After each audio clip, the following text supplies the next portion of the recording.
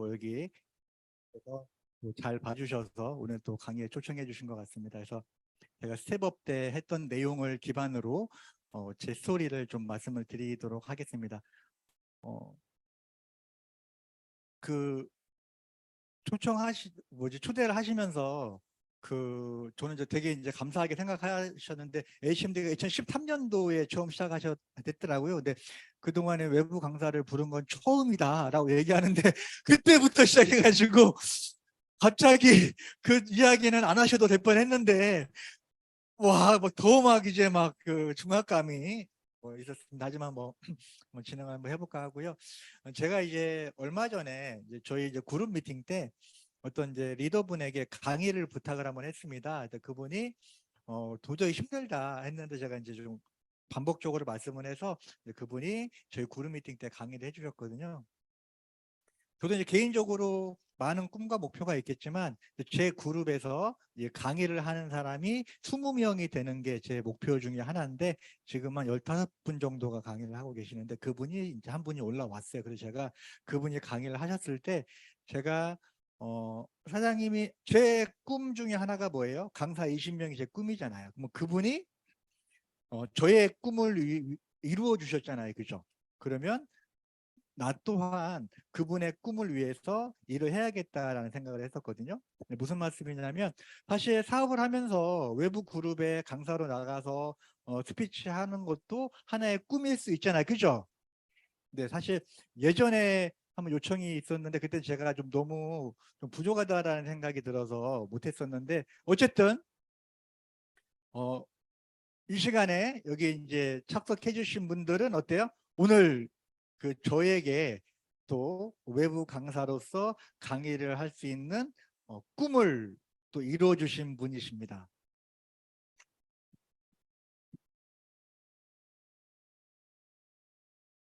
그래서 저도 오늘 강의를 통해서 여러분들 중에서 한 분이라도 또 PD를 달성할 수 있도록 하는 게 또 저의 또 오늘 강의의 꿈과 목표가 된 것 같아요. 사실 우리가 하루하루를 살기가 힘들고 바쁜데 내가 오늘 하루를 누군가의 꿈을 위해서 오늘 하루를 살았다. 정말 멋있지 않나요? 그죠? 그러면 여러분들도 저의 꿈을 위해서 저도 여러분들의 꿈을 위해서 오늘 하루를 보낼 수 있어서 너무 감사합니다. 자, 그러면 제 이제 스토리를 시작을 하도록 하겠습니다. 자, 저도 메나테크를 처음 만났을 때가 있었겠죠. 제가 일찍 사업을 시작을 했습니다. 20대 후반에 사업을 시작을 했어요. 예. 일찍 사업을 시작을 하면 어떻게 되죠? 맞습니다. 일찍 망합니다. 그래서 제가 30살이라는 나이에 요즘에는 그 신용불량자 그런 말 쓰면 안 된대요. 그래서 신용 등급이 10점 만점에 10점. 신용 등급은 낮으면 좋은 거잖아요. 그러다 보니까 이제 한국에서는 미래를 준비하기가 힘들다라는 생각이 들어서 제가 뉴질랜드로 이민을 가기 위해서 뉴질랜드로 떠났었고요. 거기에서 이제 하루하루를 보내던 와중에 제가 개인적으로 되게 존경하시는 분이 계시는데 그분에게 안부 전화를 드렸어요. 그랬더니 전화를 통해서 그분이 하시는 얘기가 들어는 봤니? 메나테크. 근데 이게 직접 만나서 설명을 들어도 이해하기 힘든데 잠깐 전화를 통해서 이해하기는 어렵잖아요. 그죠? 그러다가 지나쳐 버렸고요. 비자 연장 때문에 제가 한국에 왔었습니다. 그래서 다시 한번 찾아가서 인사를 드렸더니 또 이제 메나테크 이야기를 하시는 거예요. 근데 설명을 잘 못하십니다. 그래서 그게 뭐예요? 그랬더니 첫 번째가 대단해. 근데 뭐가 대단한데요? 어디 진짜 대단해. 뭐가 그렇게 대단한데요? 진짜 대단해. 딱 3마디 하셨어요. 그래서 제가 너무 답답해가지고 제가 이제 전공은 화학을 전공했고 생화학 실험실에서 연구원으로 7년 정도 있었거든요. 그러다 보니까 일반 사람들에 비해서는 과학적인 안목이 있지 않았겠습니까? 그래서 제가 그거 혹시 어딘가에 가면 강의 들을 수 있죠? 이렇게 여쭤봤어요. 그랬더니 강남에 가면 강의를 들을 수 있대요. 그래서 제가 직접 제 발로 와서 강의를 들었습니다. 여러분 강의 처음 들으면 어때요? 대단하죠, 그죠? 그래서 저도 그래서 강의 처음 듣고 와 이거 진짜 대박이다라는 마음으로 사업을 이제 시작을 했습니다. 근데 이제 이 사업을 시작을 하려고 하는데 이게 쉽지만은 않았던 게 일단 이 신용이나 이런 부분들이 되게 어려우니까 사업을 하는 게 좀 많이 어려웠던 것 같아요. 기본적으로 이제 가장 힘든 건 좀 집이 없었어요. 그래서 이제 아는 분이 이제 사무실을 운영을 하셨는데 그 사무실이 심야 전력 판넬을 써가지고 사무실이 퇴근하고 나면 거기에서 이제 바닥에다 깔고 잠을 자고 그다음 먹는 것도 해결이 좀 어려웠었고 그다음에 기본적인 의식주가 해결이 좀 안 됐었죠. 그리고 이제 가장 힘든 것 중에 하나는 이제 사실 어, 내 이름으로 통장을 쓸 수 있고 핸드폰이 내 이름으로 쓸 수 있다라는 게 여러분 얼마나 편한지 몰라요. 핸드폰이 내 이름으로 안 돼 있고 그래서 저는 가장 힘든 것 중에 하나는 뭐였냐면 자는 거는 아무 데서나 자도 돼요. 그죠? 뭐 그럴 수 있죠. 그죠? 먹는 거는 그냥 안 먹으면 됩니다. 그런데 이제 이 핸드폰을 제 명의로 핸드폰을 할 수가 없으니까 누군가가 저에게 명의를 빌려줬잖아요. 근데 그 핸드폰 요금이 미납이 되면 그 사람에게 피해가 되잖아요. 그래서 저는 한 달에 20일 이상은 이번 달 핸드폰 요금은 누구한테 빌리러 가야 되나 라고 할 정도로 근데 그게 좀 가장 힘들었던 것 같아요. 그러면서 이제 한 달에 한 50만 원만 있으면 정말 세상에 소원이 없겠다 뭐 그런 마음으로 시작을 했었지만 어때요? 아는 사람들이 워낙 없으니까 그리고 매일매일 사람을 만나야 되고 하다 보니까 이제 콜드 컨택도 많이 다니게 되고 했었는데 여러분 콜드 컨택 하다 보면 뭐가 가장 힘들어요?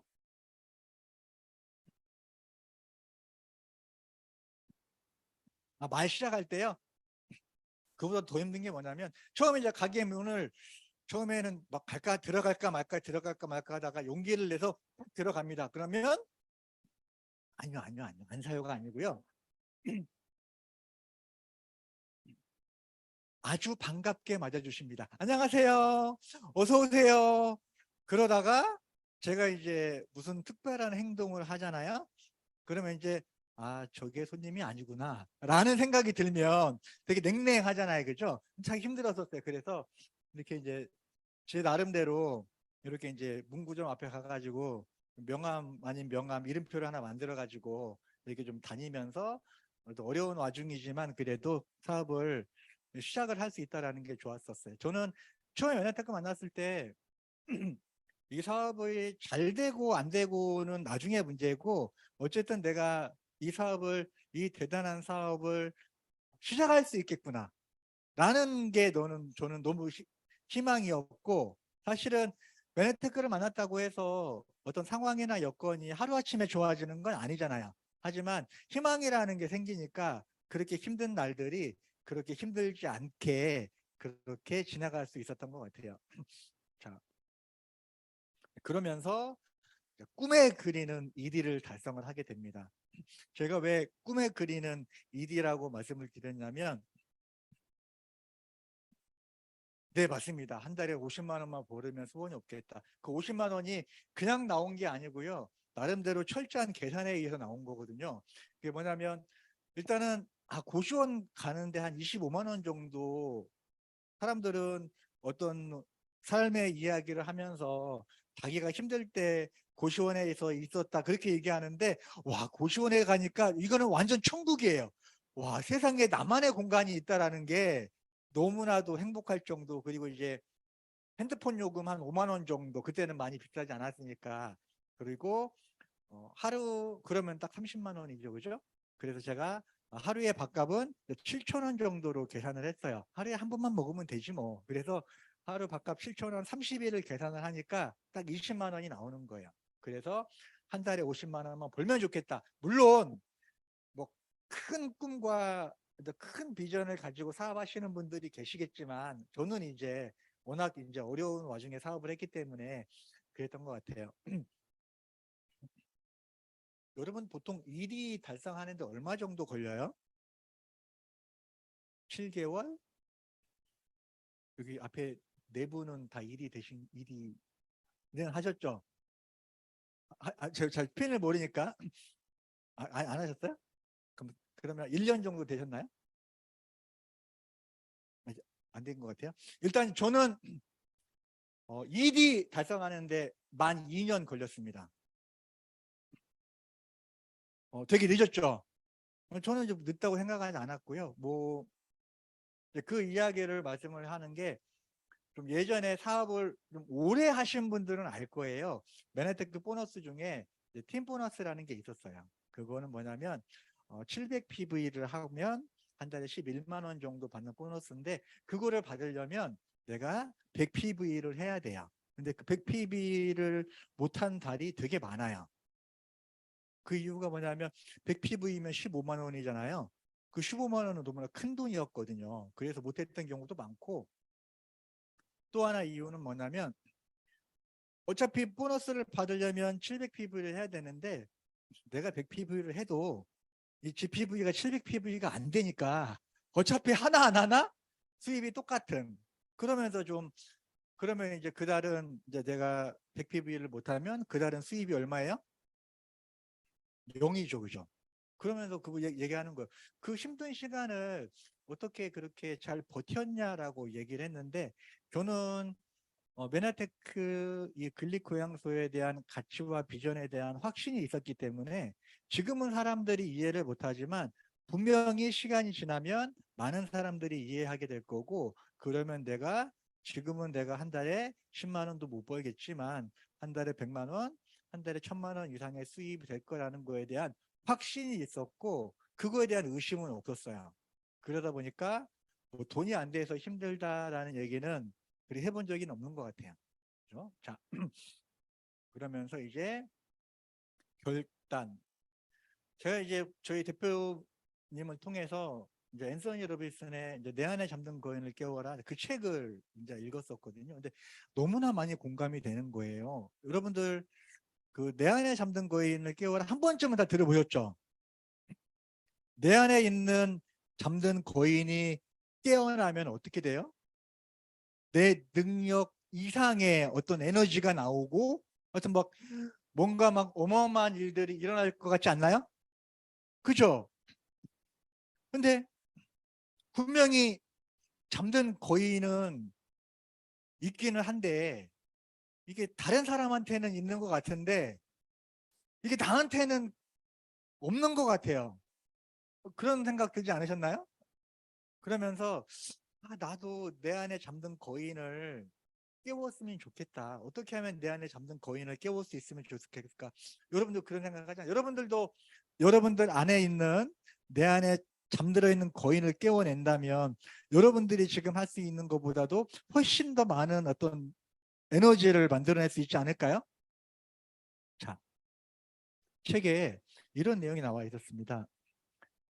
여러분 그러면 어떻게 하면 내 안에 잠든 거인을 깨울 수 있을까요? 간절함, 포기하지 않는 거.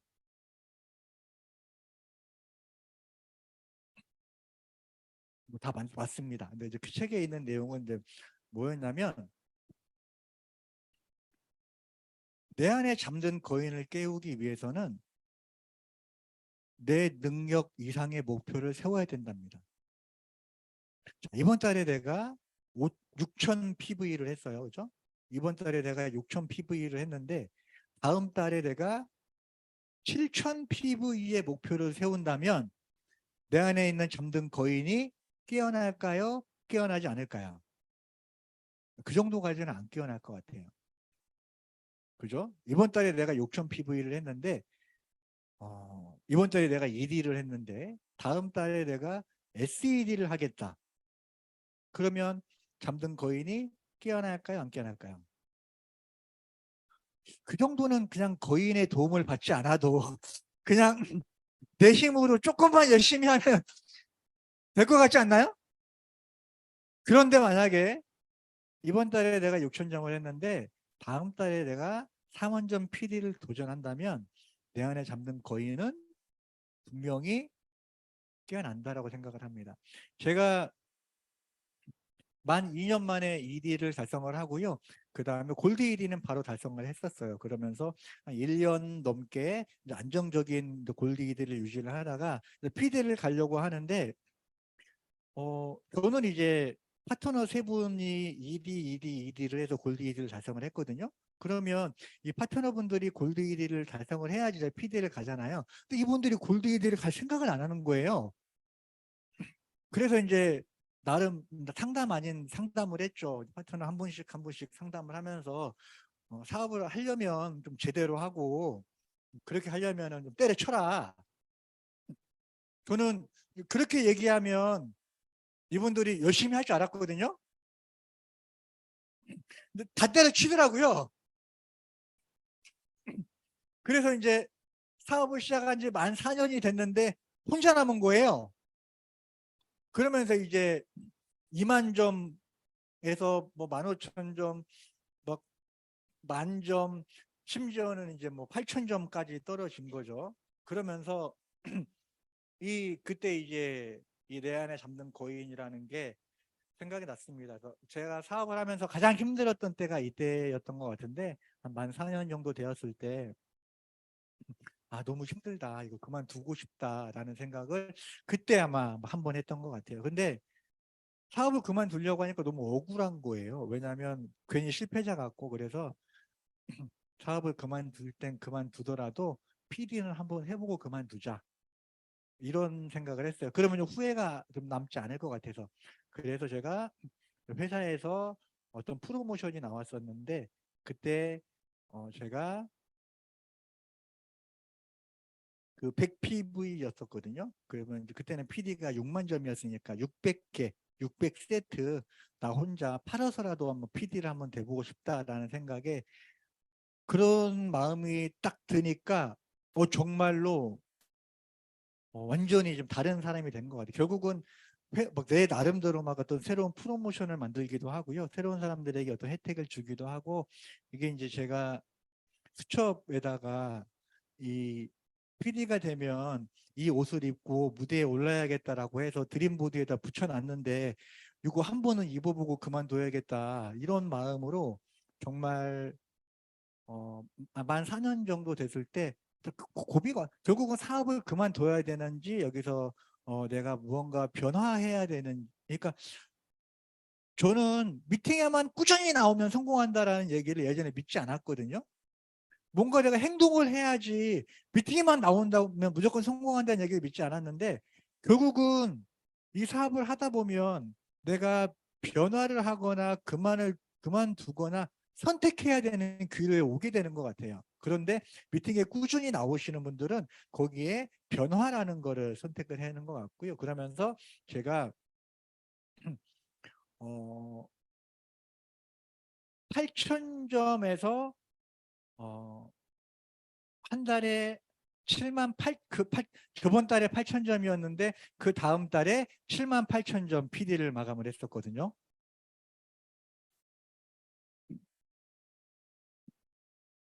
그러면서 제가 원하는 저는 이게 그래서 저는 이제 결단이라는 게 정말 대단하구나라는 생각을 했었고 저도 이제 뭐 성공의 8단계에도 결단이라는 얘기가 많이 나오잖아요. 그러면서 이런 것 같아요. 내가 결단이 되어 있나 결단이 되어 있지 않느냐는 내 스스로가 판단할 수 있는데 내가 오늘 결단을 하잖아요. 그러면 오늘 하루는 어제와 다른 삶을 살게 되는 것 같아요. 그런데 내가 결단했다고 이야기하지만 어제와 내가 똑같다라고 하면 좀 결단이 좀 덜 되지 않았나? 이런 어떤 기준이라는 게 있으면서 결국은 내 능력 이상의 목표 그러면서 PD라는 직급을 성취를 하게 되고요. 그러면서 제 개인적으로는 되게 영광스러운 상인데요. 전 세계 최우수 사업 개발상을 받았었고요. 이때 아마 저기 또 두 분 대표 리더님께서 전 세계 최고 사업가 상을 받으셨던 해이기도 합니다. 자, 저는 어, 어떻게 보면은 이제 한국에서 1등을 해서 그죠? 각 나라 1등들이 모인 자리잖아요. 그죠? 그러면서 제가 1등을 한 거는 전 세계 1등이잖아요. 그죠? 2달 만에 2디 가도요. 2년 만에 2디를 가도 전 세계 1등 한번 해볼 수 있다니까요.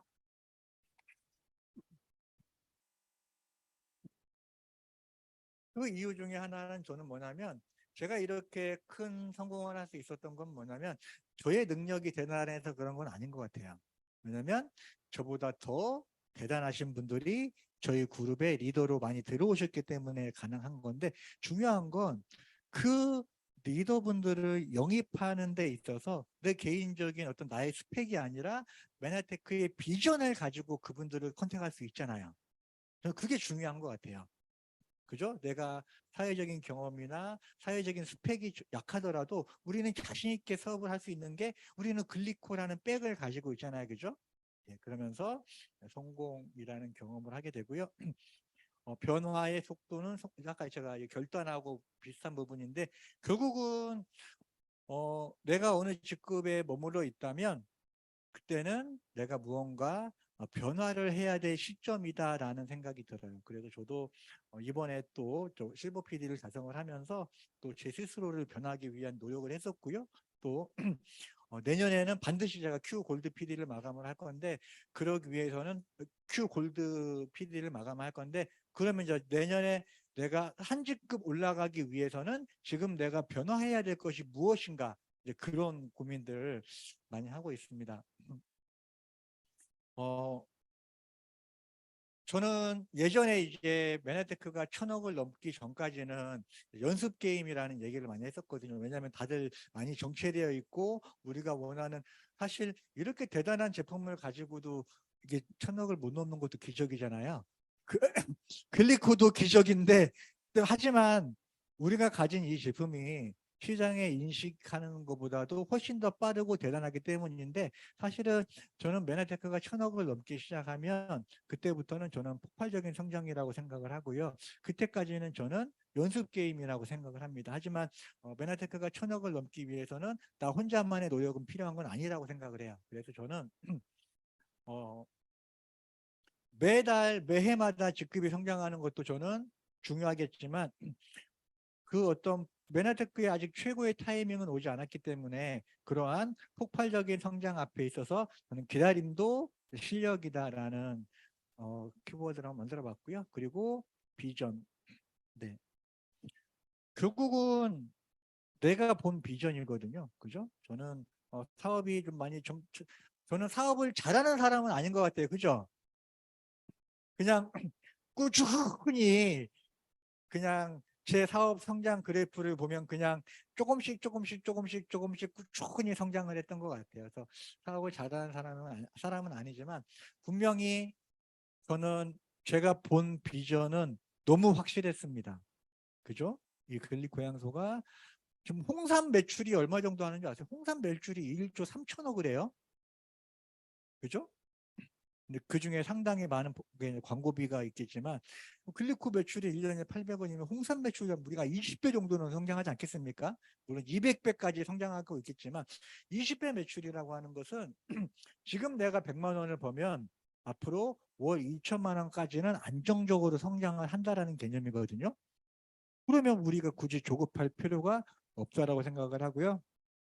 결국은 내가 본 비전만 확실하다고 하면 분명히 나와 함께 이 비전을 보시는 분들이 함께 할 거라고 생각을 합니다. 자, 어, 여기까지가 이제 제 스토리고요. 그래서 강의 컨셉을 어떻게 잡아야 될까 고민하다가 또 제 스토리도 좀 말씀을 드리면서 사업에 대한 제가 이제 스텝업에 했던 내용도 좀 말씀을 드리도록 하겠습니다. 자, 골드만삭스 연구보고서에 의하면 앞으로 4차 산업, 5차 산업, 6차 산업, 7차 산업이 앞으로 성장을 하게 된다고 합니다. 그러면 여러분 우리는 어느 사업에 투자를 해야 돼요?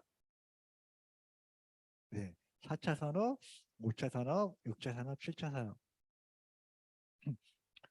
어, 보면은 이런 얘기들 많이 듣지 않나요? 경기가 좋지 않다. 그죠? 낚시터에 고기가 100마리가 있었습니다. 그러면 낚시가 잘 되겠죠. 그런데 사람들이 고기를 많이 잡아서 낚시터에 고기가 10마리밖에 남지 않았어요. 그러면 사람들은 어떻게 해야 돼요? 정답은 고기가 많은 낚시터로 옮겨야 되죠. 근데 대부분 그렇게 생각하지 않는다는 게 뭐냐면 낚시대를 좋은 걸로 바꿉니다. 시설이나 설비에 대한 투자를 훨씬 더 많이 하는 거죠. 아니면 낚시 시간을 늘립니다. 내가 열심히 하지 않아서 그런가? 더 아침부터 일어나서 더 늦게까지 일하시는 것 같아요. 하지만 이 시장 규모가 1차, 2차, 3차 산업보다 4차, 5차, 6차, 7차 산업은 앞으로 커지는 산업이잖아요. 그죠? 커지는 사업으로 이동을 해서 고기가 많은 곳으로 이동을 해야 되는데 저는 신유통이라고 하고요.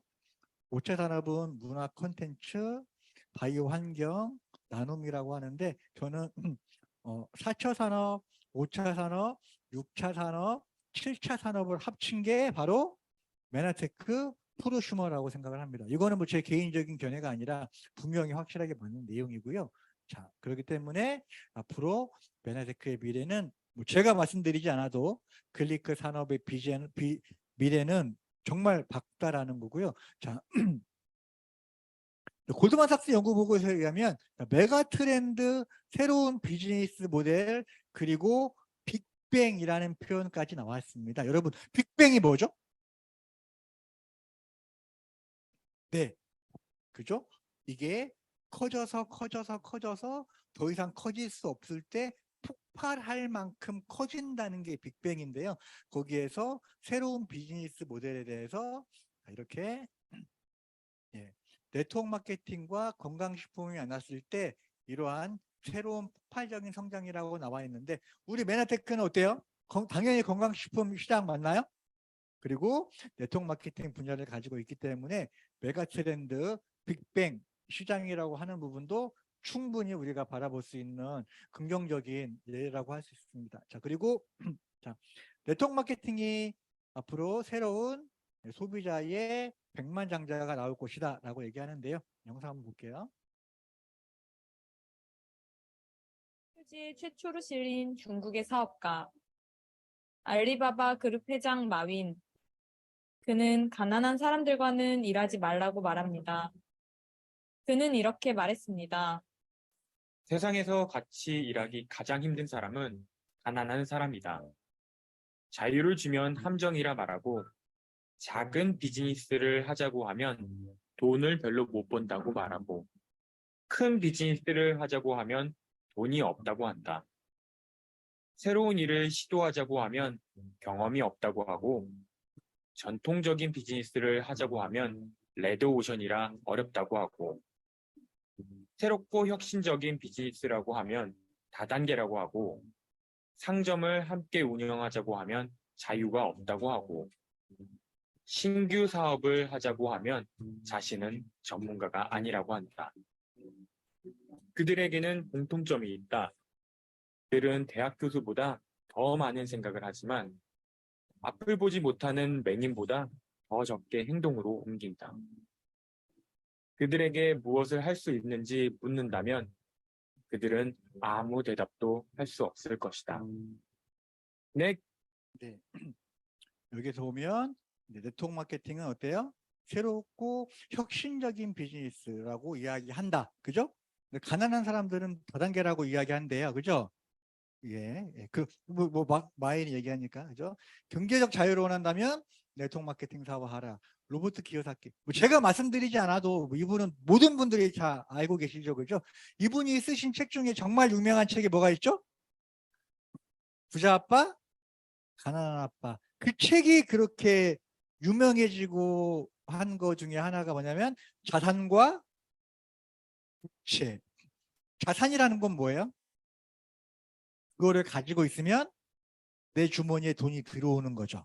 부채는 그거를 가지고 있으면 내 주머니에서 돈이 나가는 거예요. 그런데 가난한 사람들은 이거를 잘 구별하지 못한다라고 하는 거죠. 자, 좋은 차를 하나 샀어요. 자산인가요? 부채인가요? 그죠? 이 차를 가지고 있음으로 인해서 세금도 나가고 기름값도 나가고 가끔 딱지도 나가고 생각만 해도 막 속상한데 그죠? 자, 이게 이제 가장 큰 이게 이제 헷갈려 하는 부자들은 자산을 모으고 가난한 사람들은 부채를 모은다. 이게 이제 부자 아빠, 가난한 아빠의 가장 핵심적인 내용인데 예전에 이분이 한국에 오셔서 강의를 했을 때 제가 라디오를 들은 적이 있는데 이분이 질문을 하는 거예요. 이게 이제 그 질문 내용이 뭐냐면 자, 남자하고 여자하고 만나서 결혼했습니다. 그러면 그 아이는 자산일까요? 부채일까요?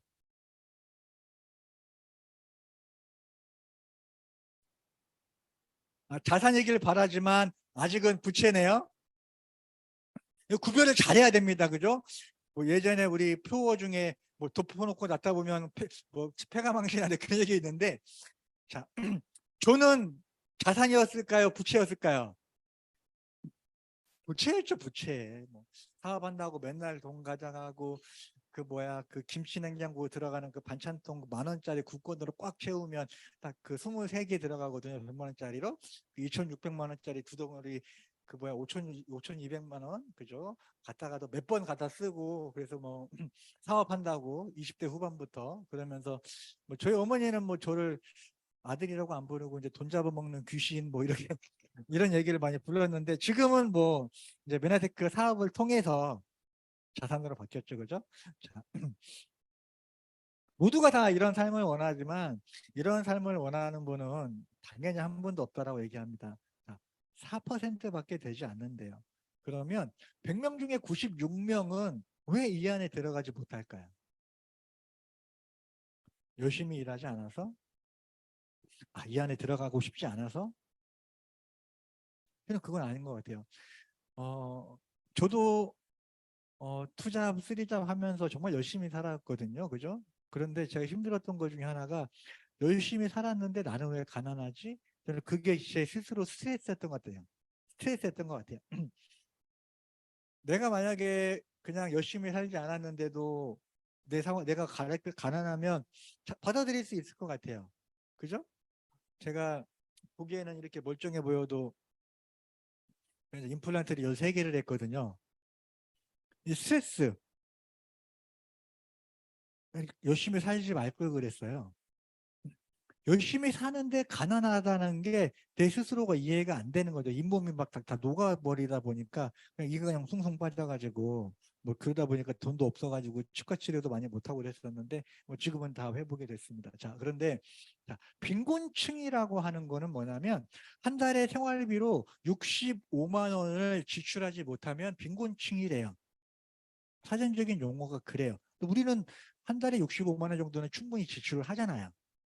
그런데 우리나라 현재 65세 이상 기준의 빈곤층이 46%래요. 이게 43%였는데 46%로 올랐어요. 그러면 100명 중에 4명 안에 들어가는 것보다 2명 중에 1명 안에 들어가기가 너무 쉽겠다라는 생각이 드는 거죠. 내 의지와 상관없이.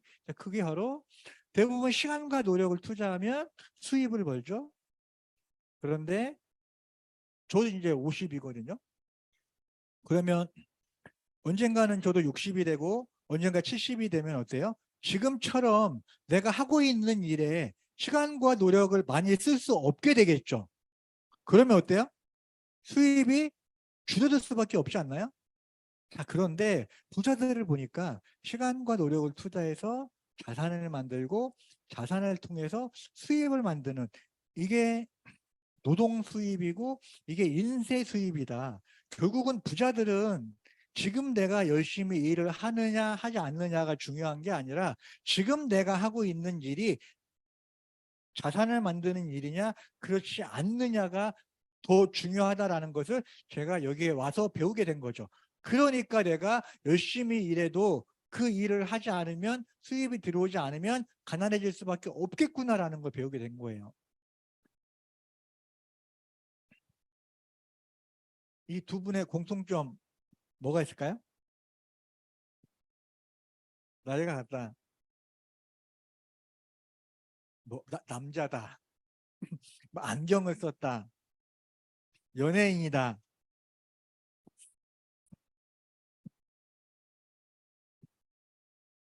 아이고, 네, 중학교 동창입니다. 예전에 저도 개인적으로 이용여 씨를 좋아하는데 이분이 TV에 나와서 그 이야기를 하는 거예요. 사회활동도 되게 많이 하십니다. 나는 지금도 많은 사람들을 돕고 싶다. 그런데 지금 내가 사람들을 더 도와주고 싶지만 54년생이면 딱 70 정도 됐네요. 일을 하지 않으면 돈이 들어오지 않는다. 그러면서 친구 이야기를 하는 거예요. 친구는 음반이나 인세나 저작권료 같은 게 있겠죠, 그죠?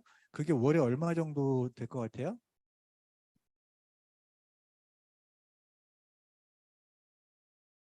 예, 일단은 한 달에 몇 천 정도 됩니다.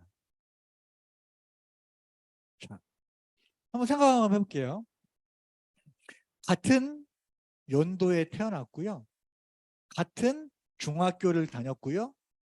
똑같이 연예인으로 열심히 활동을 했고요. 70이라는 나이가 됐습니다. 그런데 일을 하지 않으면 수입이 들어오지 않고요. 일을 하지 않아도 한 달에 몇 천만 원 정도 소득이 들어옵니다. 이게 과연 뭘까요? 열심히 하느냐 열심히 하지 않느냐가 아니라 지금 내가 하고 있는 일이 자산을 만드는 일이 아니라고 하면 지금 내가 하고 있는 일을 그만뒀을 때 더 이상 수입이 들어오지 않는다면 나의 노후는 위험해질 수 있다. 불안하다라는 거죠. 그죠? 자, 로버트 기요사키 돈의 흐름 보면 여기 이제 20대 80이라는 얘기가 나오죠. 그죠? 이게 무슨 뜻이에요? 20%의 부를 80%의 사람이 나누어 갖는 거예요. 여기는 어때요? 80%의 부를 20%의 사람이 나눠 갔습니다. 여기는 되게 많이 못 가져갈 것 같고 여기는 많이 가져갈 것 같죠. 그죠? 그런데 이거를 10대 90으로 이야기하시는 분도 있고요. 또 어때요?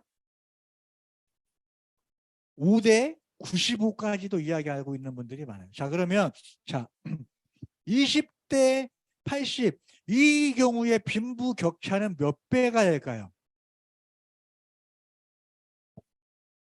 20%의 부를 80%의 사람들이 나눠 가지고요. 80%의 부를 20%의 사람들이 나눠 가진다. 이때 빈부격차는 16배입니다. 그죠? 만약에 여기에서 한 달에 100만 원을 번다면 여기에서는 한 달에 1,600만 원을 버는 거죠. 근데 지금은 이 시대는 훨씬 넘어갔죠. 그죠? 자, 10대 90이라고 할 때는 이때는 빈부격차가 80배입니다. 그런데 앞으로는 어때요? 중산층이 사라진다고 그러죠? 그죠? 중산층이 사라지고 최고 부자가 되거나 아니면 아래로 하위층으로 내려간다고 그러죠? 그러면 5%와 5%를 가지고 95%의 사람들이 나눠가지고 95%의 부를 5%의 사람들이 나눠진다라고 할 때 이때 빈부격차는 360배입니다. 무슨 얘기냐면 여기에 있는 사람이 한 달에 100만 원을 벌 때 저쪽에 있는 사람들은 한 달에 3억을 버는 거죠. 보통 우리가 대부분 일을 해서 한 달에 300만 원 정도 소득을 받는다고 하잖아요. 내가 한 달에 300만 원을 받는다면 여기는 월 10억을 버는 사람들이 훨씬 더 많아질 거라는 거죠. 그죠? 이게 아까 제가 만들었던 로버트 기요사키가 얘기했던 뭐 부자 아빠, 가난 아빠 그 이후에 있어서 이런 직장인과 자영업, 사업가, 투자자의 어떤 현금 흐름에 관한 내용인데요. 자, 이거 위에서 본 모습입니다. 그죠? 이거는 위에서 본 모습인데 이거를 옆에서 보면 이렇게 생겼대요. 자, 직장 생활을 하다가 힘들면 뭐라고 얘기해요? 아, 가게나 한번 찾아볼까? 이렇게 얘기하죠. 그죠? 여기는 문턱이 낮아요. 그죠? 자영업 하시는 분들은 어떻게 얘기하죠? 아유, 월급이나 받으면서 살면 좋겠다 하고 이쪽으로 슉 하고 다시 넘어갑니다. 그죠? 그러면 여기 왔다가 하다 보면 이제 나이가 들어버리는 경우들이 되게 많잖아요. 그죠? 그런데 아까도 말씀드렸지만 여기에 가져가는 사람들과 여기에서 가져가는 부의 차이는 300배가 넘는다고 그러잖아요. 그럼 어때요? 우리는 어떻게든 여기로 올라가야 되잖아요. 그죠? 그런데 이 턱이 어때요? 턱이 너무 높아요. 일반 사람들은 자산을 만들기가 쉽지가 않습니다. 자산을 만들기 위해서는 일단 건물 하나 사면 임대료 받을 수 있잖아요. 근데 건물 하나 사는 게 쉽나요? 어렵지 않아요. 그죠? 올림픽 나가서 금메달 따면 연금 받을 수 있대요. 자, 어떤 종목 도전해 보시겠어요? 쉽지 않죠. 그죠? 뭐 금메달 딴다라는 보장도 없겠죠. 자, 그런데 좀 전에 제가 말씀드렸듯이 시간과 노력을 투자해서 돈을 버는 일은 한계 가난 노후에 대한 미래가 불확실한데 시간과 노력을 투자해서 어때요? 자산을 만드는 일은 메나테크에서 가능하다고 그랬잖아요. 그래서 메나테크가 이렇게 기회가 주어진 것 같아요. 그죠? 저도 처음에 메나테크를 만났을 때 이게 이 사업을 통해서 성공을 하고 안 하고는 중요하지 않다라고 말씀드렸죠. 그죠? 뭐예요? 나도 기회가 생겼구나. 라는 생각이 들어요. 잘 들어가야지. 문 잘못 들어가면 들어가자마자 또 낭떠러지가 있어가지고 이상한 뭐 회사 있잖아요. 그죠? 그런데 들어가시면 큰일 납니다. 그죠? 여기 꼭 메나테크 그림 써져 있는 대로 들어가셔야 되고요. 자, 딱 들어갔어요. 자, 그런데도 여기까지 올라가는 게 쉽지가 않습니다. 뭐 엘리베이터가 있는 것도 아니고요. 자, 이때 위로 올라갈 수 있도록 해주는 게 하나가 있습니다. 그게 뭘까요? 어떤 분이 시스템 말씀하셨어요? 제가 뭐 선물 좀 드려도 되나요? 네네네. 끝나고 선물 하나 드리도록 하겠습니다. 네, 그게 바로 시스템 성공의 8단계라는 계단이 우리가 원하는 투자가 자영업자가 되도록 하는 데 있어서 저는 그런 계단이 되었다라고 생각을 하고요. 자, 성공의 8단계 중에서도 저는 네트워크 마케팅 프로 7단계에 보면 다른 직업과 마찬가지로 저는 기술을 배워야 된다라는 내용이 되게 많이 공감이 됐습니다. 기술자 어떤 의미가 들죠? 전문가. 훨씬 더 짧은 시간에 훨씬 더 많은 일을 할 수 있고 그 분야의 기술자나 전문가는 어때요? 훨씬 더 완성도를 높일 수가 있겠죠. 그죠? 저는 우리 사업을 하는 데 있어서도 기술이 필요하다라고 생각이 듭니다. 그죠? 첫 번째, 초대의 기술이라고 하다는 부분 말씀을 드릴게요. 사실 이 부분부터가 제가 이제 스텝업에서 강의를 했던 내용인데요. 자, 여러분도 우리 네트워크 사업을 하면서 누군가를 초대를 하는 건 어때요? 반드시 해야 될 일이죠. 그죠? 그런데 처음에는 쉽지 않겠지만 그 일을 반복해서 한다면 어때요? 분명히 우리가 그 분야에 대한 기술이 좋아질 거라고 생각을 해요. 맞나요? 그런데 아무리 시간이 지나도 내가 그 기술을 배우기 위해서 의도적으로 노력을 하지 않는다면 그 실력이 많이 성장하지는 않는 것 같아요. 제가 보험 하시는 분을 만났습니다. 왜 만났을까요? 네, 보험 가입하려고 만난 건 아니겠죠? 보험 하시는 분은 저를 왜 만났을까요? 베네딕트 사업을 위해서 만난 건 아닙니다. 서로 각자의 목표가 있어서 만났습니다. 근데 결국은 저도 보험을 가입하지 않고 그분도 베네테크 제품을 구입하지 않으셨어요. 그러면서 제가 다음에 기회가 되면 또 뵙고 이야기 나눌 수 있었으면 좋겠습니다. 이렇게 말씀을 드렸거든요. 근데 그분은 오늘 거절해 주셔서 감사합니다. 이렇게 말씀하는 거예요. 좀 인사가 좀 특이하잖아요. 되게 멘트가 좀 특별하시네요 라고 하니까 약간 좀 더 대화가 이어지면서 그분이 이 이야기를 하셨어요. 보통 그분이 5명 정도를 만나면 1명이 보험을 계약을 한대요. 보험 되게 잘하시는 분입니다. 그런데 그러면 자기는 한 달에 15건 정도는 계약을 해야지 본인이 원하는 수입을 만들 수 있대요. 자, 그러면 75명을 만나야겠죠? 그죠? 그러면 60번의 거절을 받잖아요. 맞죠? 그분이 그 이야기를 하시는 거예요. 나의 목표는 15건의 계약이 아니라 60번의 거절을 받는 게 목표다라고 말씀을 하시는 거예요. 사실은 저도 이제 저희 그룹에서 강의를 하고 있지만 이 초대가 가장 우리가 이 사업을 하면서 초대라는 것은 반드시 해야 되는데 초대를 어렵다고 생각하는 이유는 바로 거절에 대한 것 때문에 그런데 사업을 이제 고민을 하는 게 뭐냐면 어떻게 하면 거절을 받지 않고 이 사업을 잘할 수 있을까? 어때요? 그런 건 없는 것 같아요. 사업을 잘하시는 분들은 훨씬 더 많은 횟수를 도전을 하는 것 같아요. 제가 500원짜리 동전 이야기도 말씀을 드렸는데 제가 여기에 자, 동전이 하나가 있어요. 그래서 동전이 앞면이 있고 뒷면이 있는데 앞면이 나올 때마다 여러분들이 어떤 보상을 받는다고 했을 때 여러분들은 어떻게 하시겠습니까? 던져보는 거죠. 그죠? 그럼 많이 던지다 보면 앞면이 많이 나오겠죠. 사업을 잘 하시는 분들은 그렇지만 그렇지 않은 분들은 일단 동전을 던지기 전에 이거를 어떻게 던지면 앞면이 잘 나올까? 그죠? 이 동전을 던졌을 때 뒷면이 나오면 어떻게 하지?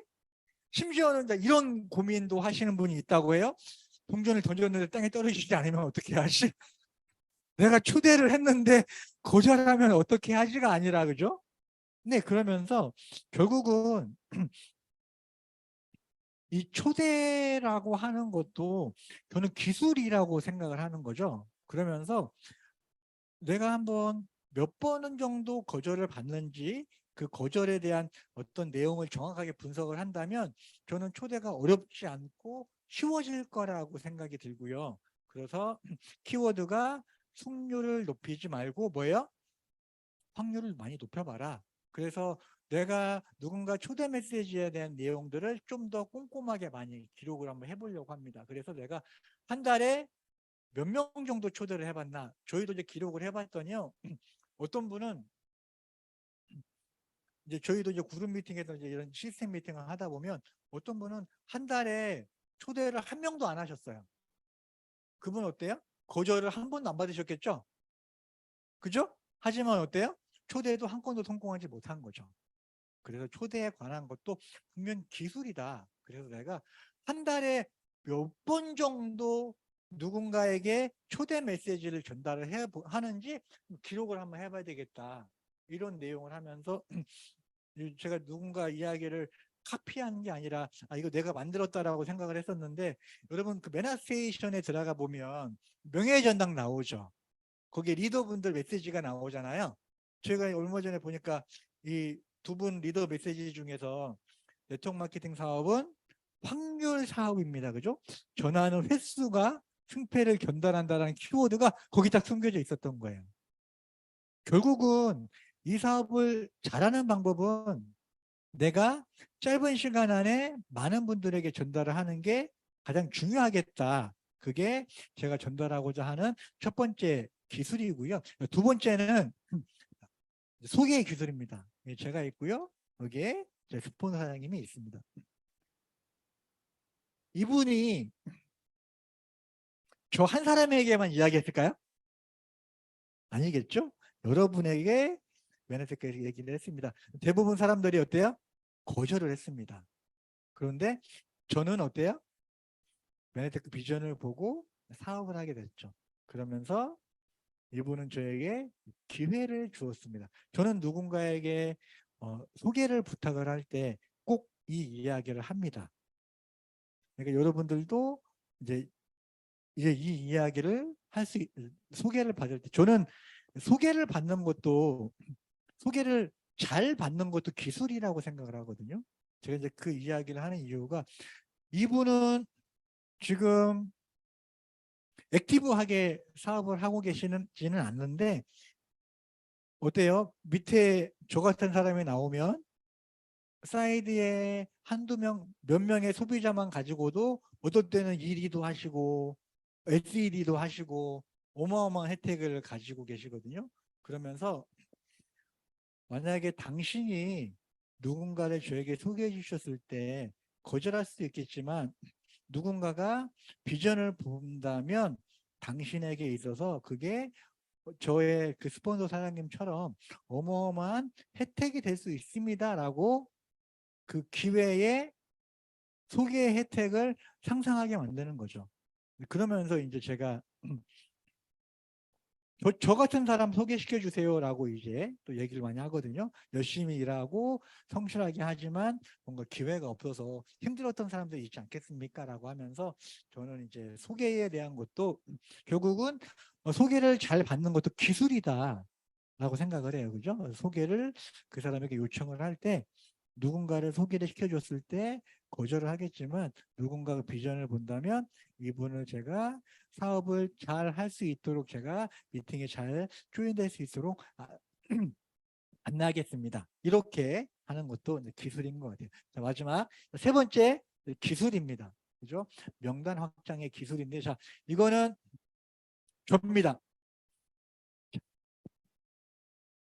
여기를 어때요? 내가 직접 아는 사람이죠. 그죠? 여기를 1차 명단이라고 하고요. 여기를 2차 명단이라고 한대요. 자, 그러면 여러분, 자, 지금 내가 2차 명단은 예상이 돼요? 안 돼요? 안 되죠?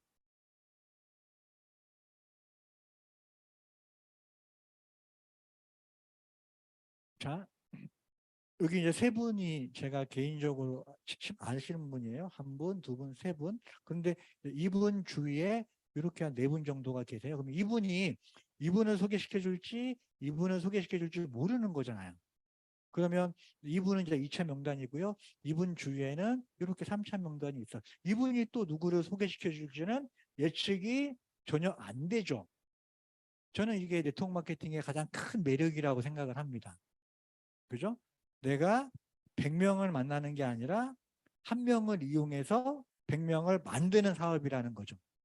그죠? 저 같은 경우는 워낙 이제 주변에 아는 사람이 없으니까 심지어는 이 한 사람을 1년 동안 1년 6개월 동안 쫓아다니는 경우도 있어요. 제가 이분에게 그랬어요. 내가 서울에 아는 사람이 한 명만 더 있어도 너는 찾아오지 않을 텐데 막 그런 생각을 하면서 어쨌든 힘들게 그런데도 이제 아는 사람이 없었어요. 그러면서 한 명을 소개를 받게 됩니다. 이 사람은 누구냐? 이 사람은 제 스폰서 사장님의 사이드 그룹에 있는 소비자였어요. 그런데 그 사이드 그룹, 메인 그룹에서 PD가 나오니까 사이드 그룹을 신경 쓰지 못하겠죠. 그러다 보니까 1년 동안 제품 구입이 없다 보니까 회원이 탈퇴가 됐어요.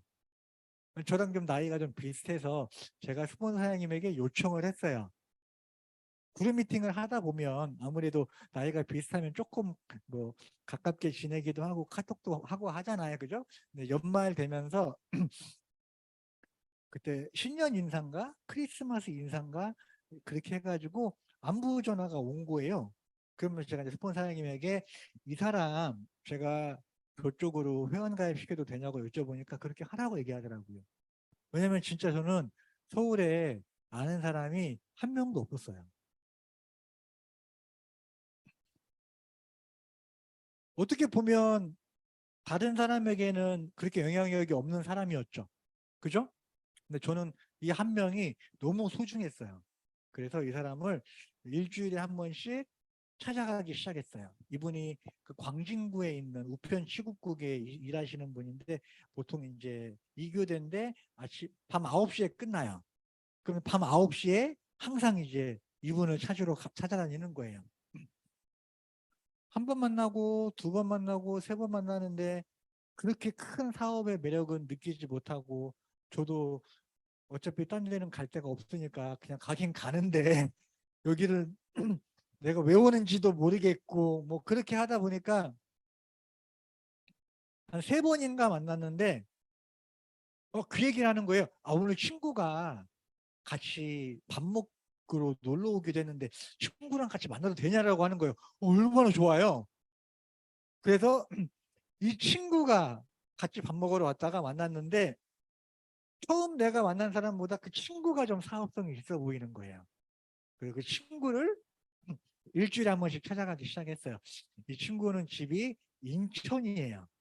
그래서 한 번 찾아가, 2번 찾아가, 3번 찾아가니까 이 친구도 남자인데 딱히 또 이제 좀 그런 거예요. 그러니까 이제 어느 순간 되니까 그만 오라고 하더라고요.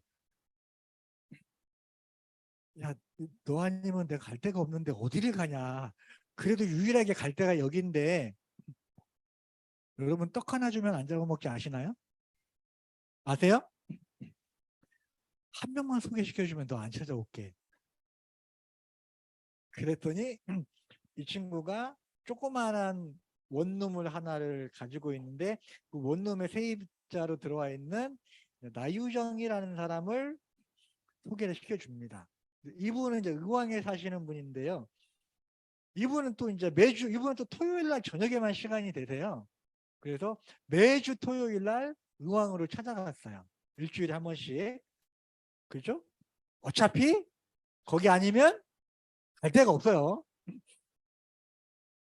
일주일에 한 번씩 찾아갔는데 이분이 이제 뉴스킨을 잠깐 경험을 하면서 안양에 있는 효소 찜질방 사장님을 소개를 해줬습니다.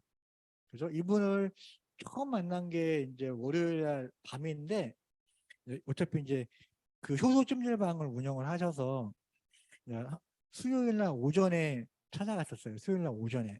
그래서 이제 항상 저는 누군가를 처음 만나면 헤어질 때 고정적으로 쓰는 말이 있어요.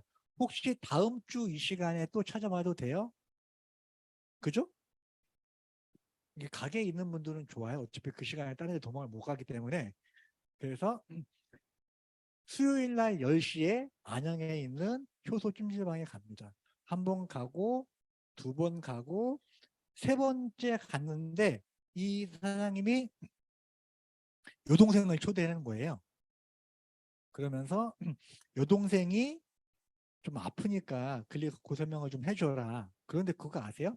제가 여동생을 설명을 하지만 그 설명이 누구 귀에 더 잘 들어가요? 언니 귀에 훨씬 잘 들어가잖아요. 그죠? 그러면서 언니가 글리코에 대한 이해를 한 거예요. 그러면서 그분은 미팅장에 한 번도 나오신 적이 없습니다. 아, 이거 좋긴 좋은 것 같은데 어떻게 소개를 해야 되냐라고 얘기하길래 그 메나테크 소개하는 얇은 책자 있죠. 그 책자를 3,000원인데 제가 10권을 3만 원을 주고 팔았어요. 그냥 주면은 안 쓰잖아요. 그죠? 거의 뭐 라면 받침대로나 많이 쓰고 거의 안 쓰는데 무조건 돈을 받아야 되잖아요. 그래서 제가 그분에게 3만 원을 받고 그 책을 10권을 드렸어요. 이 효소 찜질방에 오시는 분들 네네네네 감사합니다. 아유 저 도래 네 효소 찜질방에 오시는 분들 중에서 이거에 대해서 관심이 있을 만한 분 있으면 이 책을 좀 선물을 해주세요라고 했더니 이분이 어떤 남자분에게 소개를 해줍니다. 이분이 이제 급성 당뇨로 이분이 처음 제품이 들어가요. 그래서 이분이 그때 당시에 이제 엠브로토스, AU 플러스 카탈리스트 그렇게 하면 한 40만 원 정도 되잖아요. 그래서 2세트를 샀는데 이분이 2주 만에 먹고 정말 짧은 기간 안에 좋아하신 거예요. 그런데 이분은 원래 이 홍대 효소 찜질방을 다니시던 분이셨어요. 홍대 효소 찜질방을 다니시던 분이었는데 이분이 안양으로 이사를 가면서 안양 효소 찜질방에서 그 효소 찜질방 사장님이 전해주는 그 조그마한 책자 글리코양소란 무엇인가 그 책을 보고 이제 이해를 하셔서 제품을 구입을 했거든요. 그러니까 이분이 이제 어디로 갔냐면 홍대의 효소 찜질방 실장님을 저에게 소개를 시켜줍니다. 그러면서 이분이 제품을 처음 구입했고 이 중간에 있는 분들은 제품도 먹지도 않았고요. 뭐 본사에 한 번도 오지도 않았었어요. 그러면서 이분을 소개를 시켜주면서 이분이 이제 본사에 처음 오게 됩니다. 토요일 날 오후에 처음 만났었어요. 그러면서 제품도 들어가고요. 초기 사업자 교육과정 MBA라고 하나요? 저희는 MET라고 하는데 그 다음 주 월요일 날 저희가 MET라는 프로그램이 있는데 이분에게 MET라는 프로그램 한번 들어가 보시지 않으겠어요? 했더니 그분이 좋아요. 저 시간 많아요. 그래가지고 MET를 들어갔어요. 자, 이때가 제가 사업을 시작한 지 4년 차. 파트너분들에게 하려면 제대로 하고 그렇게 하려면 다 때려치라고 하니까 다 때려치고 혼자 남아가지고 이 MET, MBA라는 프로그램에 한 명만 들어갔으면 좋겠다 라는 간절함이 있어서 사실은 저도 좀 주변 말이가 없어서 토요일 날 처음 만난 사람한테 그 다음 주에 MET, MBA가 시작을 하는데 권유한다라는 거는 기존의 개념으로는 뭐 어려운 일이거든요. 근데 이제 워낙 갈급하다 보니까 이야기를 했는데 이분이 이제 그렇게 해서 MET를 들어가시고요. 이분이 이제 4년 6개월 차에 들어가면서 현재 이쪽 그룹에 6분의 PD가 계십니다.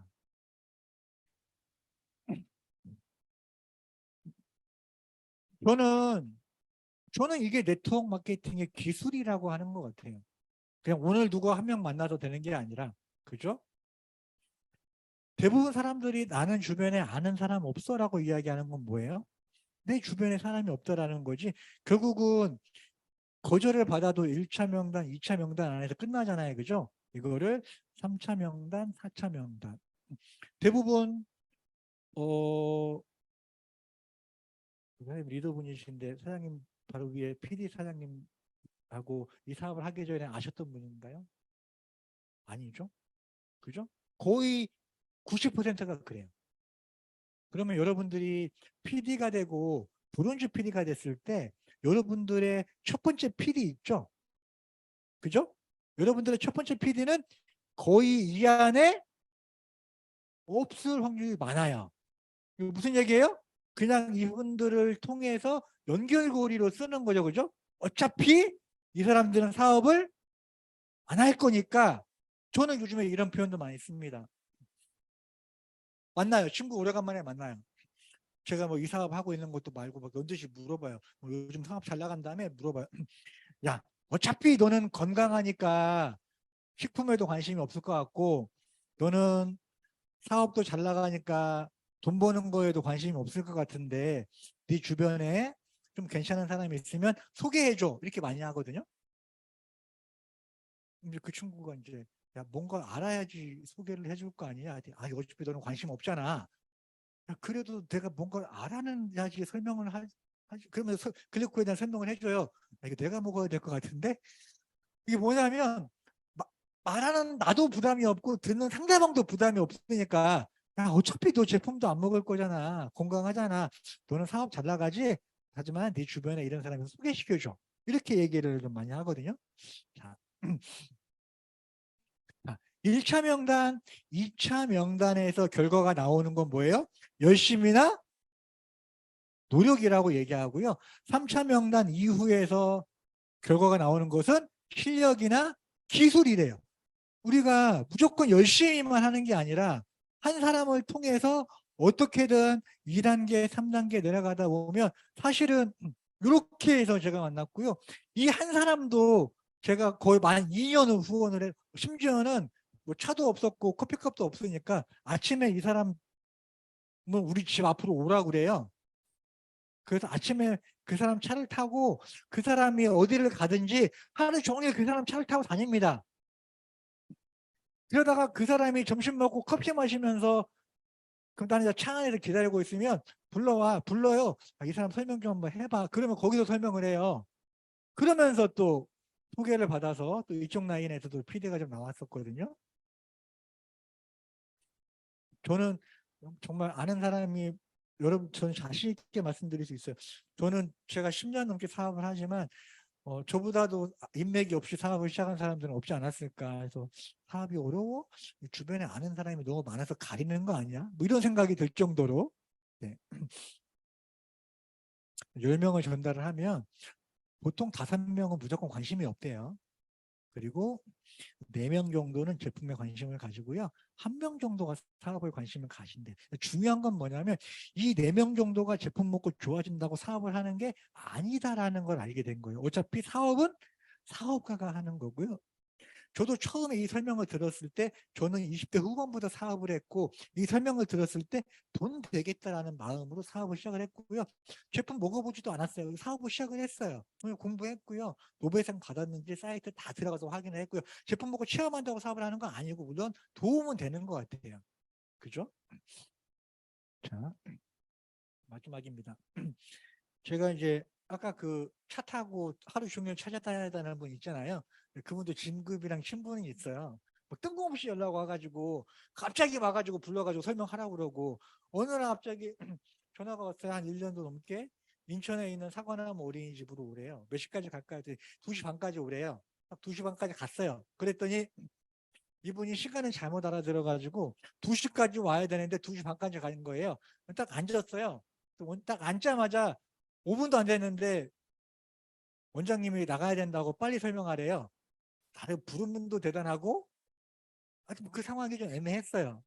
근데 어쨌든 이제, 근데 이분이 이제 제품을 먹고 제품에 대한 체험은 있었어요.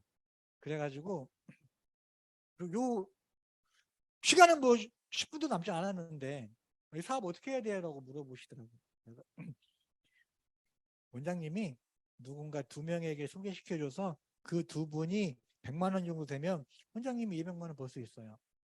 그랬더니 주변에 좀 활동력이 있는 사람을 소개시켜주겠다 라고 해서 그 한 분이 이번 MT 들어가셨거든요. 저는 그냥 요 얘기도 되게 많이 해요. 보상 플랜. 그냥 2명 소개해주면 그 2명이 100만 원 정도 소득이 됐을 때 200만 원 정도 소득이 됩니다. 요 이야기도 좀 많이, 저는 그래서 심플한 게 베스트 플랜이다 라는 거까지도 설명을 해드렸어요. 자, 여기까지가 이제 제가 설명을 해드리는 내용이고요. 사업을 하다 보면 저는 이제 뭐 회사의 제품에 대한 믿음도 중요하고요.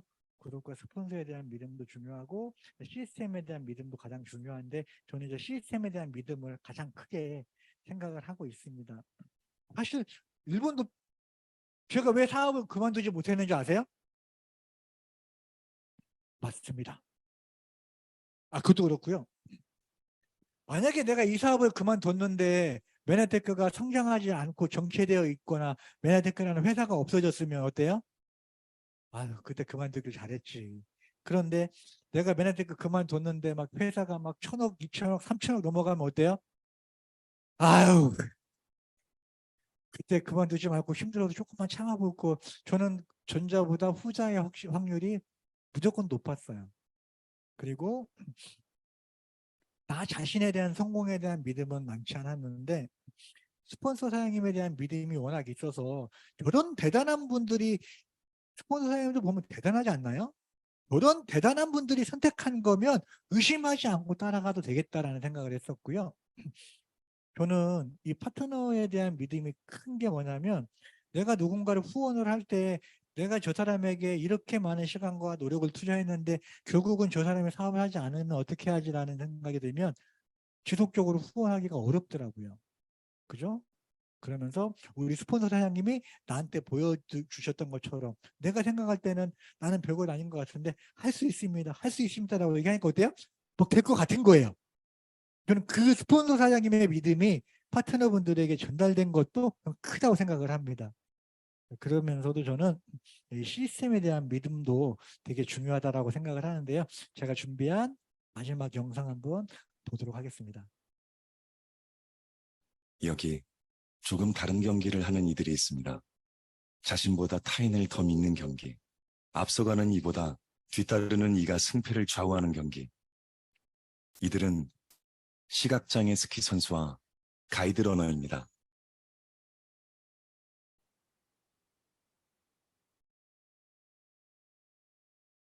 왼쪽 눈은 완전히 실명을 하고 오른쪽 눈 시력은 정상인이 보는 거예요. 10분의 1, 5살 때부터 엄마가 스키장에 데려가서 스키를 태우셨어요. 균형 감각 길러주려고. 눈밭에서 자외선을 많이 쐬니까 고글을 쓴다고 다 차단이 되고 그런 게 아니니까. 그래서 안과를 갈 때마다 너 두 눈 다 안 보이고 싶냐 이렇게까지 말씀을 하시는데 선수 생활은 12년, 13년 국가대표가 되는 게 꿈이었고 최종적으로는 이제 메달을 따는 게 큰 대회 가서 메달을 따는 게 꿈이었습니다. 은퇴하고 겨울을 어떻게 보내야 되나라는 상상을 못 하겠더라고요. 양대림 선수의 가이드를 뽑는다는 게 있다라고 해서 이렇게 운이 좋게 뽑히게 돼서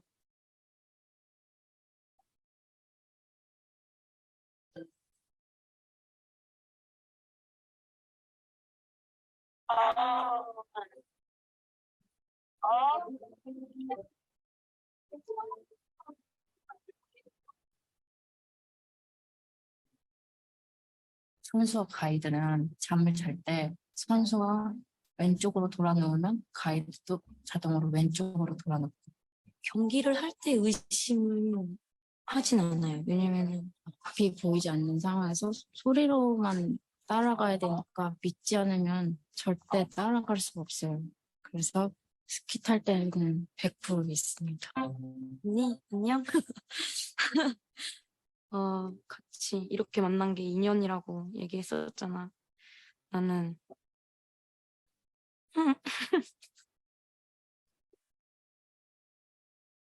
선수 생활 끝나도 언니랑 계속 같이 만나면서 계속 이렇게 좋은 사이로 남고 싶어. 항상 나랑 스키 같이 타줘서 고맙고 우리 진짜 열심히 해서 좋은 결과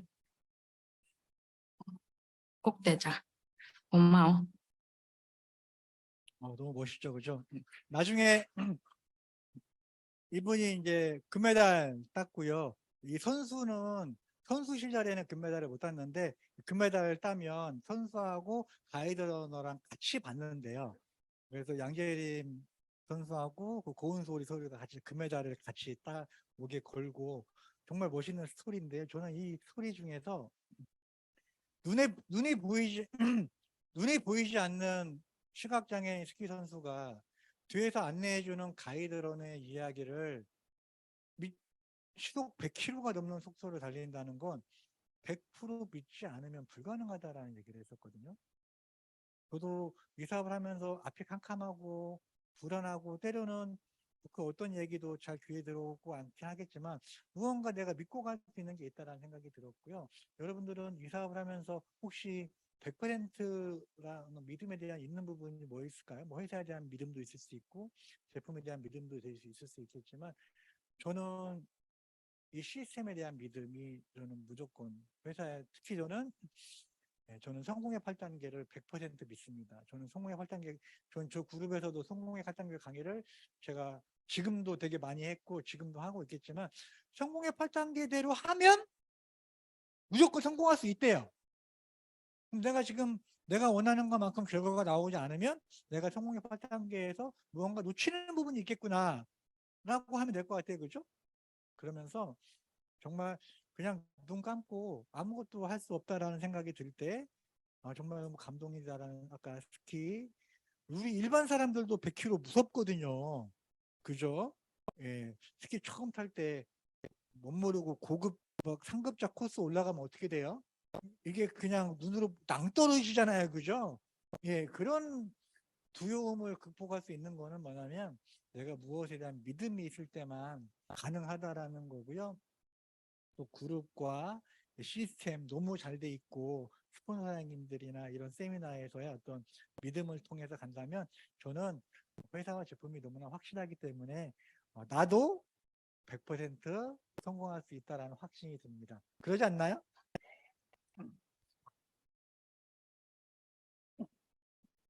같이 한번 읽어볼까요? 시작.